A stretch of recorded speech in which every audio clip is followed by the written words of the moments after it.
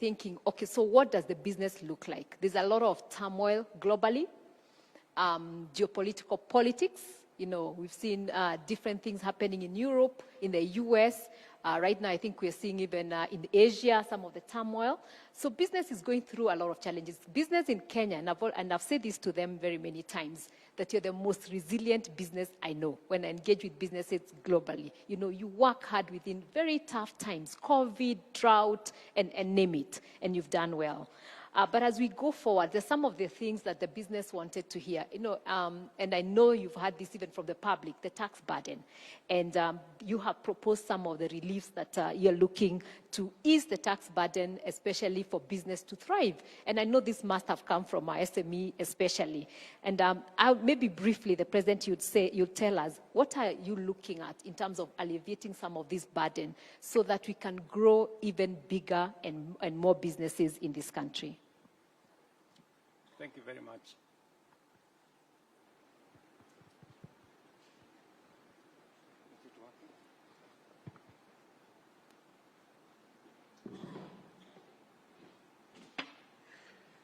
Thank you very much, Carol. The issue of tax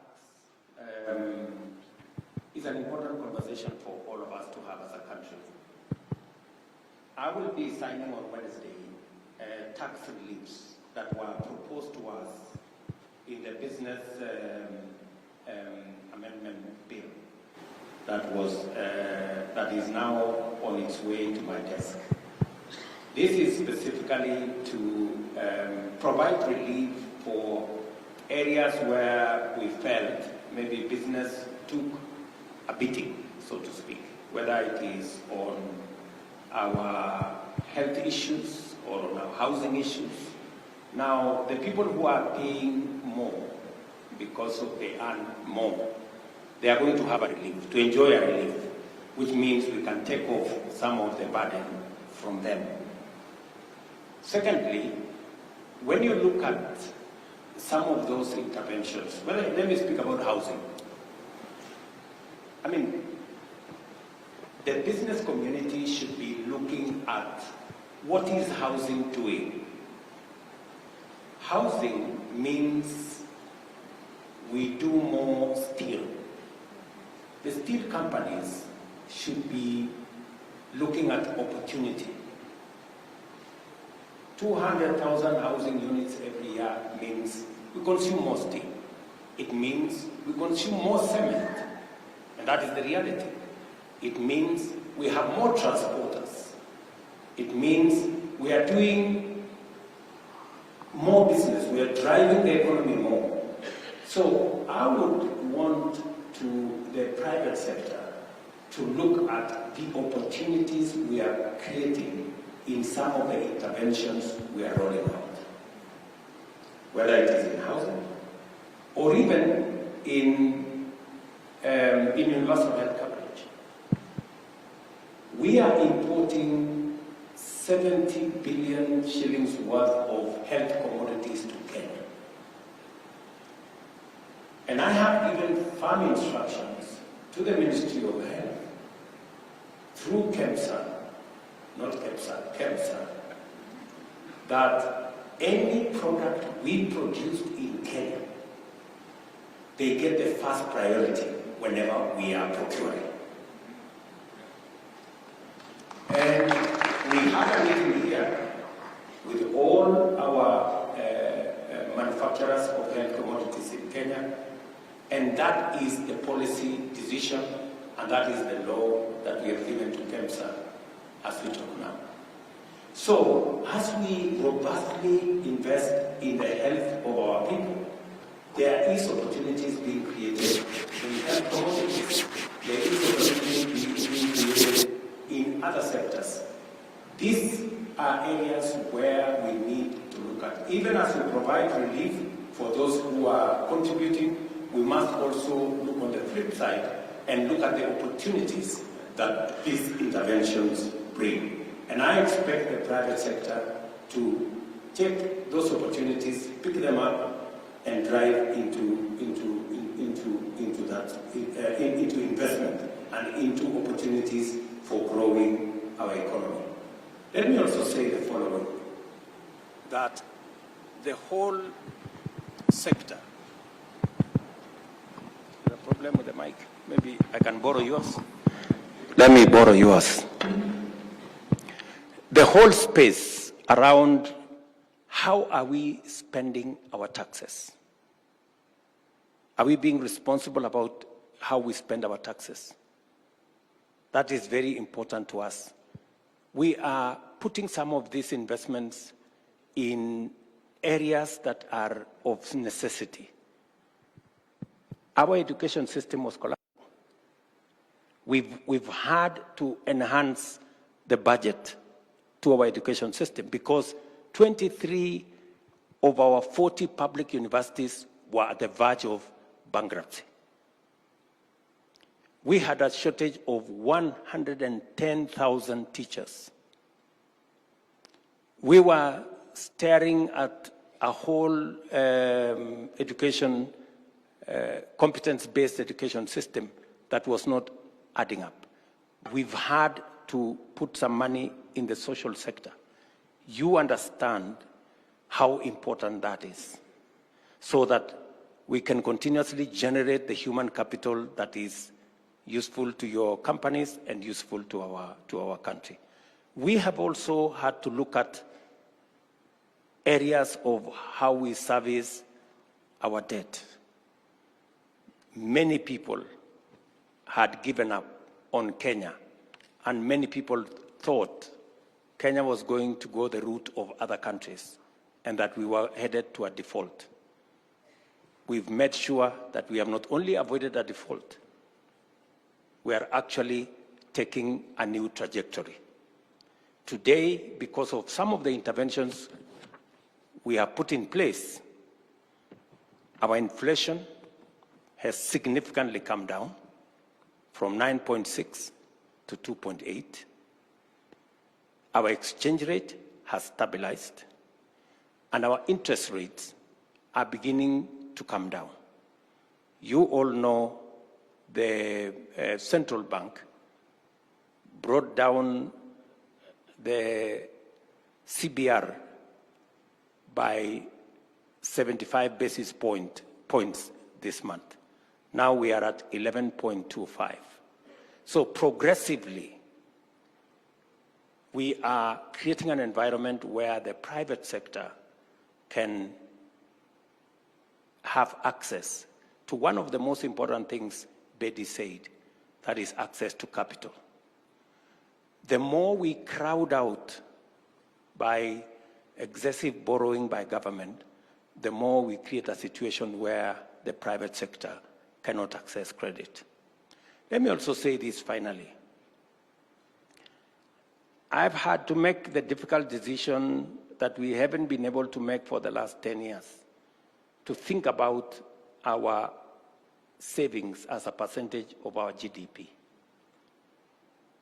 I'm very happy that today we have been able to make that decision.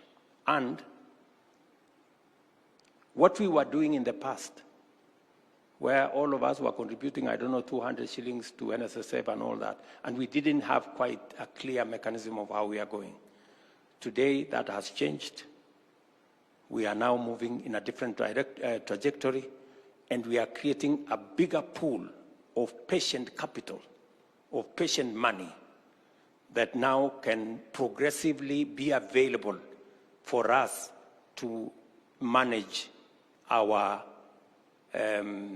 borrowing, our interest rate regime, and I'm sure going into the future, in the next couple of years, we will be in a better place than where we are today. But we've had to make those decisions now. And I decided that I am the guy who is going to make those decisions, however difficult they are. Thank you. Thank you very much. You've actually answered two questions in one, which you've done very well. And I think that was a big question because private sector is really struggling with credit, and our banks are doing very well. We are very excited about that, but we felt that how do we minimize that gap? Then there was a question again on ICT, which we've done very well again as a digital economy, and it's an area that we are pushing. And even as KEPSA, we are actually incubating the BPO sector right now so that the BPO the whole sector, all those associations and all the members can come together as an association, and we're helping incubate them that they can grow. But the SMEs feel that they're not understanding what the plans are, especially for emerging tech startups. You know, we're starting to see taxations on digital products, and the tech startups are wondering, then how will we emerge? How will we become the Microsofts of today with this kind of environment? And so the question is, how do we protect the tech startups as we grow our digital economy? The tech space is a very important space to us. In fact, it is one space that I have really worked hard to make sure that the creative economy is built and is monetized. Many young people in that space did not have access to the monetization instruments. I had to negotiate with TikTok. I had to negotiate with Facebook. And today, Kenya is among the 4 countries where creatives in that space can actually be paid or can monetize that space. And the monetization of that space, some of those people in that space today earn $1 million shillings. You know that? I do. So the question we ask them is, a person earning 20,000 in Kenya or 30,000 pays tax. If you earn $1 million shillings, isn't it just correct that you contribute something to the tax kitty? And especially when we have enabled you to achieve that. I think that makes sense. At least to me, yes. Makes sense. Because, and we have put enough threshold so that we don't tax the small guys. Number 2, we now have a startup bill in Parliament that will now provide a whole legislative framework for the growth of our startups. And in fact, the Kenya Innovation Agency is spearheading that effort. And to be able to give it impetus, that Kenya Innovation Agency was lost somewhere between the Ministry of Youth, the Ministry of ICT, because it had too many things it was doing. I decided last month that I will incubate that Kenya Innovation Agency in my office so that we can work better and provide an environment for the ICT ecosystem, starting with a startup bill, a startup fund, so that we can grow our small innovators into the M-Pesas, into the Microsofts of this world. So that is the space we are working on. Your Excellency, you'll be very proud to know that when Honorable Sakaja was in Senate, this is when we worked on that bill, and we are looking forward that Parliament could speed it out. We really worked hard to get it out of Senate, and Honorable Sakaja was very instrumental. I think it's now in the final stages in Parliament. There were some amendments that were carried out last week, and I'm confident that in the first quarter of next year, we should have a startups bill that will address all the concerns you have said about the digital ecosystem and the innovators in that space and how we will support them to experience the journey towards being serious companies.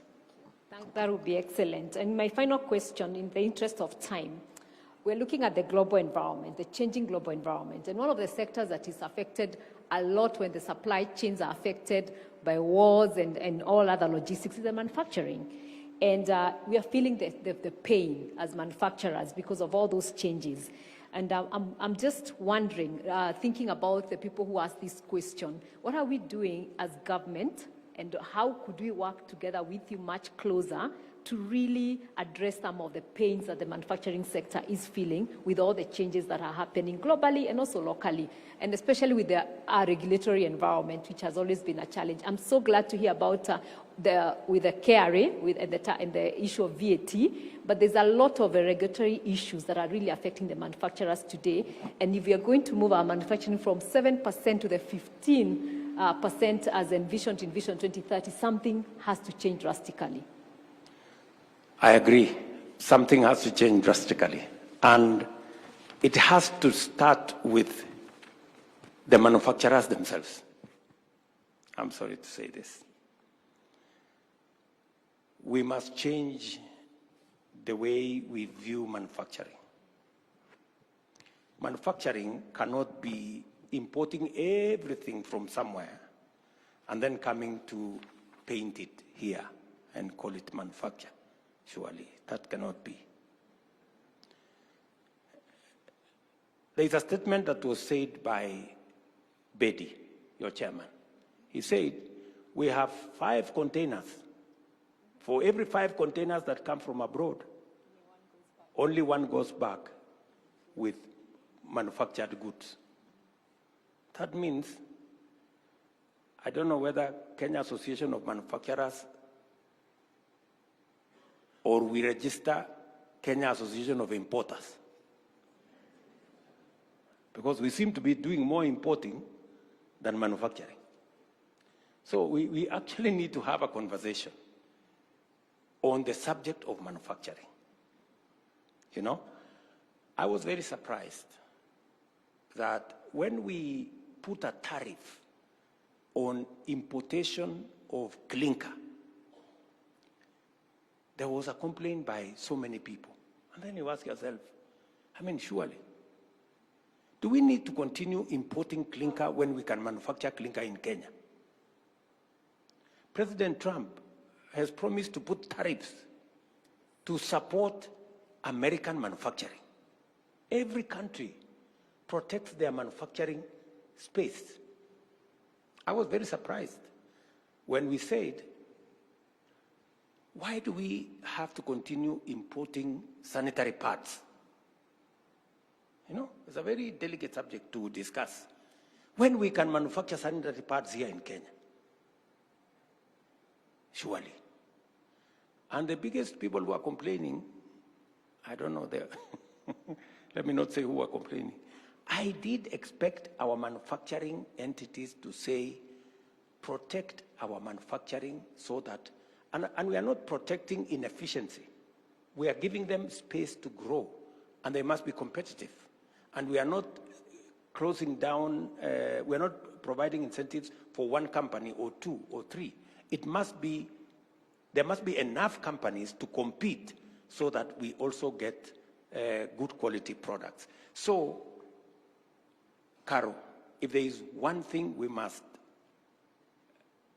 sit and discuss, and I am prepared, is to engage our manufacturers in a conversation that is going to give me the opportunity to understand and to know what I need to do to make sure that we are manufacturing more in Kenya. I am ready for that conversation.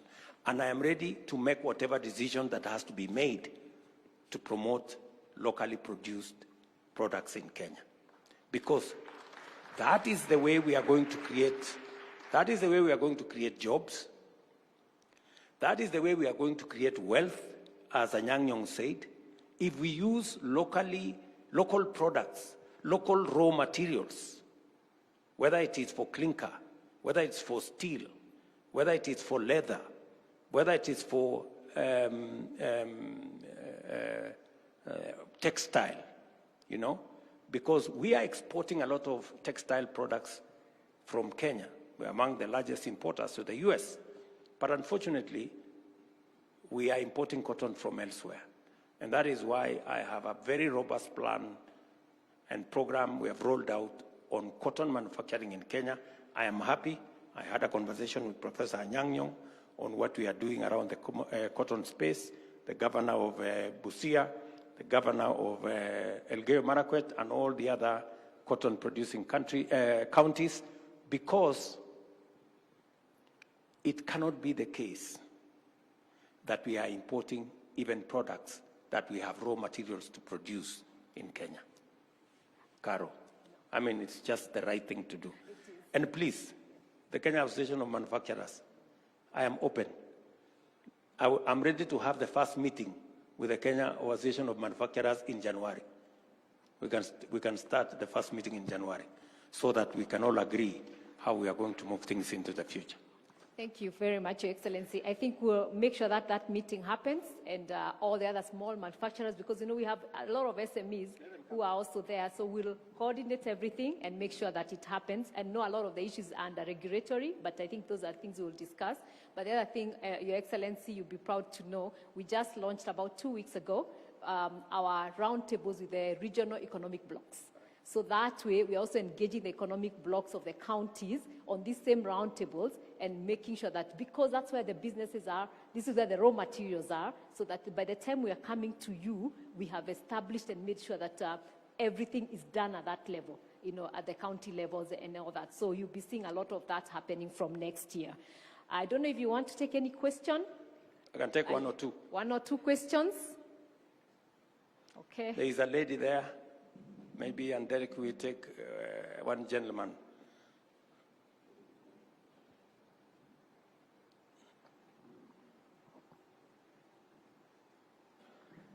Good evening.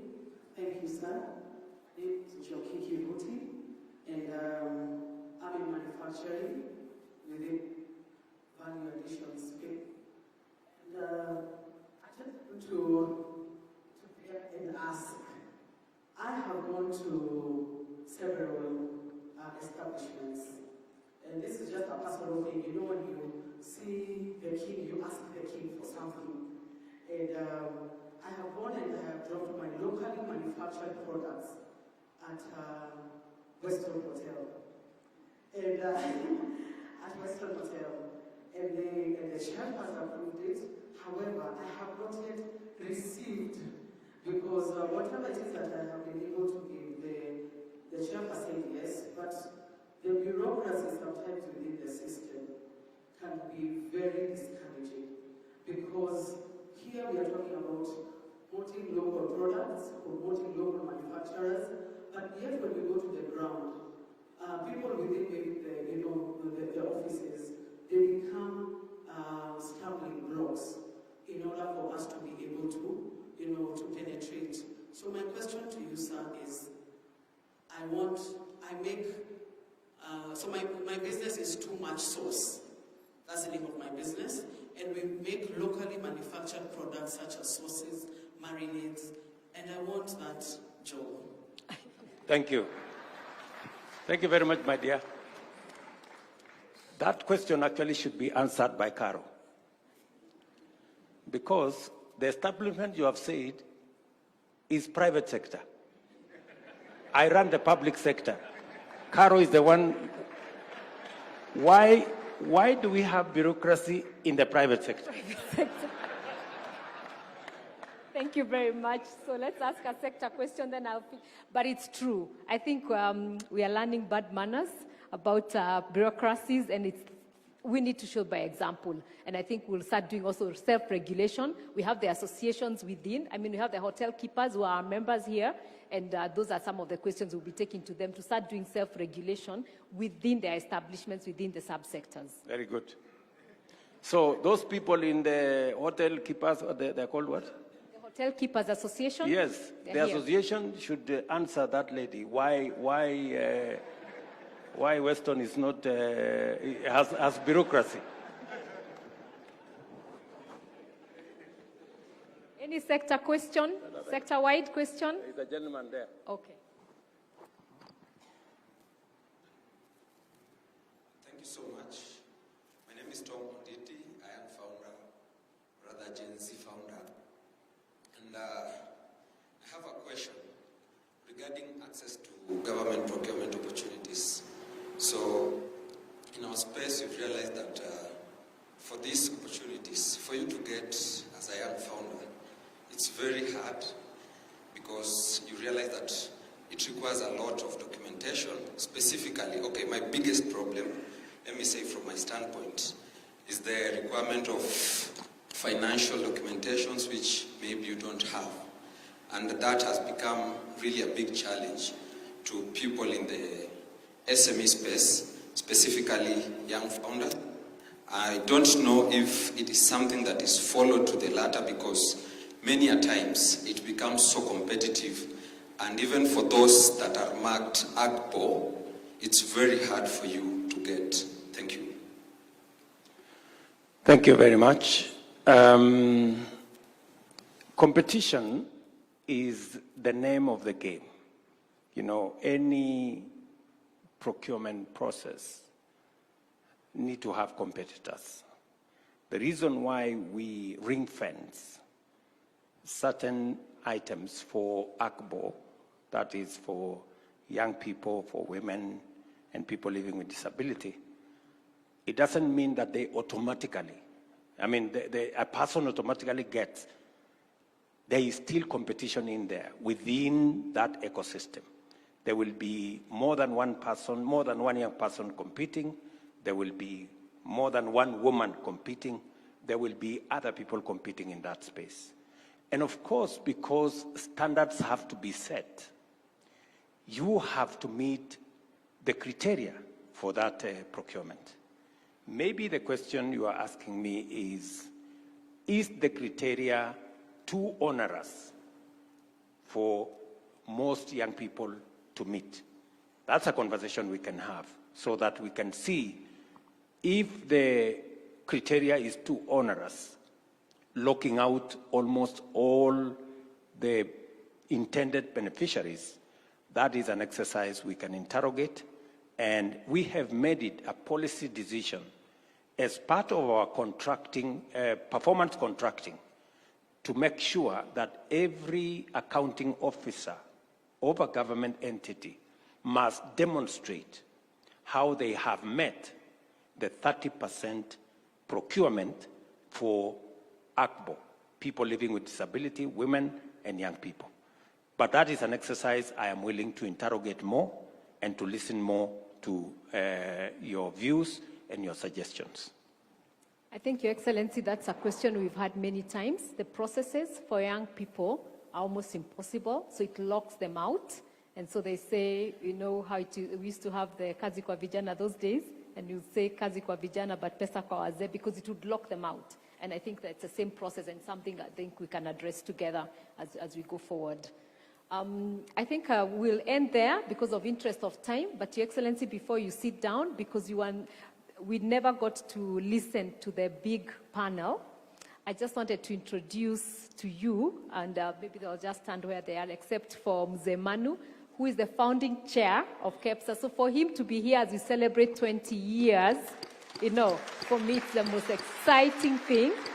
And I really, and he's been a mentor. I think if there's anyone who showed me the ropes of getting to government offices has been Dr. Manu Chandaria, and I really appreciate him. But the others who I'll just mention very quickly, just to stand, they were going to tell you a bit of what their reflections were, and I know we'll be doing it in the course of next year as we go along. Ambassador Dennis Awori, Engineer Patrick Obath, Mike Eldon, and Lee Karori. I think he prayed and you saw him, those ones. And then just a representative of the partners who are also going to say a few words at that point, and who have worked with us over the years. Let me start with Dr. Wilfred Kiboro. Nation Media have not only supported us as being a partner even as we worked towards this, and really highlighted it and really told the country what we are about and what we are going to be doing today. But also when we were doing Kenya Daima, you know, there were the media that we worked with very closely, helped us host some of the presidential roundtables with other media houses. And so we really appreciate them, and he would have said what that has meant. Then Mr. David Bear, who is the CEO of Trademark. All these logistic works, the border posts, all that work that we have done, we've done with Trademark. And right now, what they are doing with us is helping the SMEs access Africa free trade area. And so we've been saying SMEs need to get out. There's a trade agreement within Africa, but SMEs are not able to do that. But they are really working with us to help us on that, and they were going to say that. But then we said we have a foundation, and we talked about the things we've been doing in the foundation, and I know you'll be hearing a lot more, and better places for children and all that, because private sector cannot thrive on its own. And so UNICEF has been that key partner. And again, they are going to share a few words. And I think Miss Michelle Parazzo, I think she's here. She's really been such an excellent, and UNICEF has worked with us for a long time. And so those are the people, and the people who are going to share today about what the journey, how they're succeeding in today's business. You know, those who are going to share about 20 years ago and what 20 years looked like, but there are those who are going to tell us how they're succeeding in business today because of the work that has been done 20 years by these founding fathers.